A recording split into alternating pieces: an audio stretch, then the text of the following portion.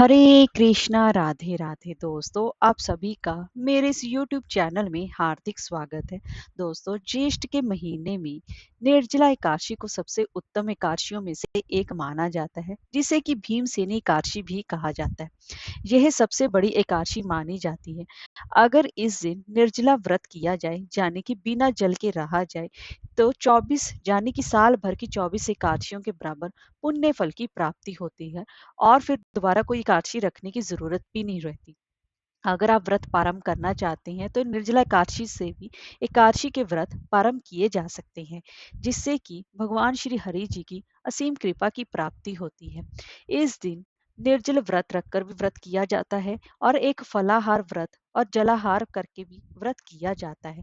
आप अपनी समर्था के हिसाब से व्रत कर सकते हैं और इसी के साथ साथ ज्येष्ठ मास महात्म भी सुनने का विधान है। तो दोस्तों, आज की इस वीडियो में मैं आपको ज्येष्ठ मास महात्म का 15वां अध्याय श्रवण करवा रही हूँ। इसके पहले के 14 अध्याय मेरे चैनल पर अपलोड हैं, आप वहां पर जाके श्रवण कर सकते हैं। तो चलिए आज की कथा हम प्रारंभ करते हैं।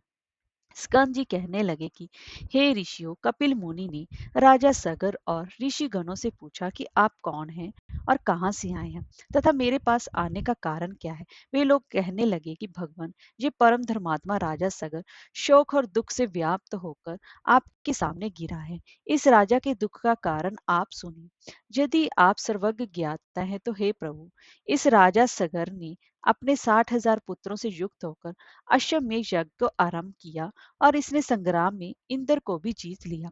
जब यज्ञ आरंभ हुआ और 60,000 पुत्रों और बहुत सी सेना के सहित यज्ञ के अश्व को जग जग के तल पर छोड़ दिया गया, तब यह घोड़ा फिरता हुआ अकस्मात अदृश्य हो गया। उसके अदृश्य होने पर उन वीरों ने बिल पर्यंत त्रिलोक्य में उसको खोज किया और समस्त पृथ्वी तल के भागों को देखा। उसके पश्चात वे सगर पुत्र विवर से संलग्न भूग्रह में गए। और हे मुनि श्रेष्ठ, इसके आगे का वृत्तांत हम नहीं जानते। इनकी बातें सुनकर समाधि के द्वारा सब समाचार जानकर कपिल ऋषि बोले कि हे ऋषियों, इस कर्म को गुप्त रूप से करने वाला इंद्र है। यज्ञ के घोड़े को मेरे पास बांधकर वह स्वयं अपने लोक को चला गया। सगर पुत्र तथा राज्य के मंत्री और अश्व के रक्षकों ने मुझको चोर समझकर बांध दिया और मारने पीटने लगे।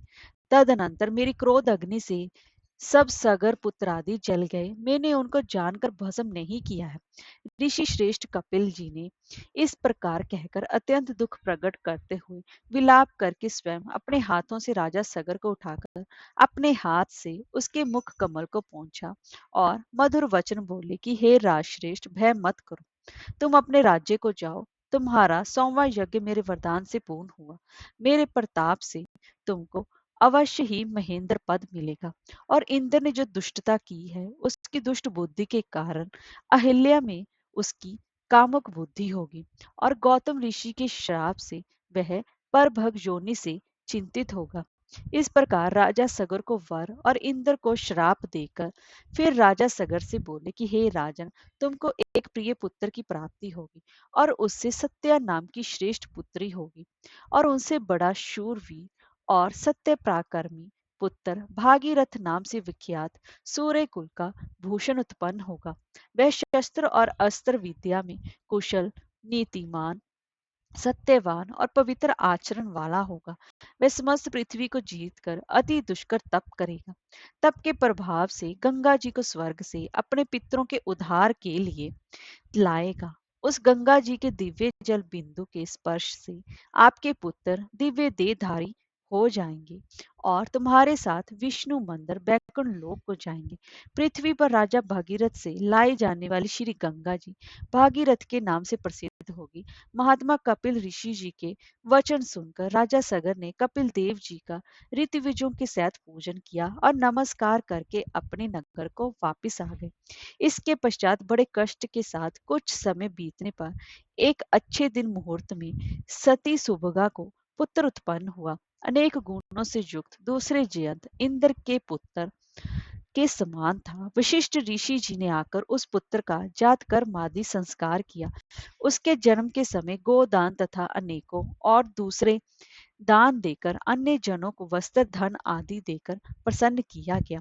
12वें दिन उस बालक का नामकरण संस्कार करके उसका नाम भागीरथ रखा और शुक्ल पक्ष के चंद्रमा की तरह वह दिन प्रतिदिन बढ़ने लगा। उपनयन समय आने पर राजा सगर ने विधिवत अपने पौत्र का उपनयन संस्कार किया। वह राजपुत्र 16 वर्ष की आयु की ही पूर्व ही हाथी, घोड़ा, रथ आदि समस्त विद्याओं और कलाओं का पूर्ण ज्ञाता हो गया।